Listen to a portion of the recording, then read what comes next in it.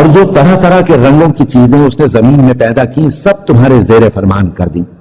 نصیحت حاصل کرنے والوں کے لیے اس میں نشانی ہے۔ اور وہی تو ہے جس نے سمندر کو تمہارے اختیار میں کیا تاکہ اس میں سے تازہ گوشت نکال کر کھاؤ اور اس سے زیور موتی وغیرہ نکالو جسے تم پہنتے ہو۔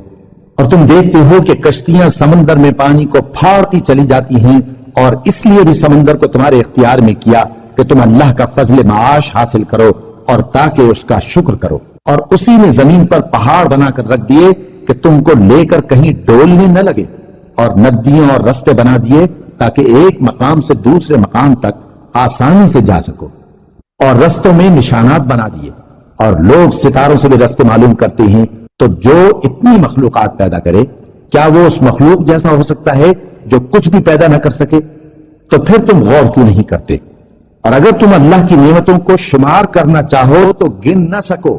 بے شک اللہ بخشنے والا ہے، مہربان ہے۔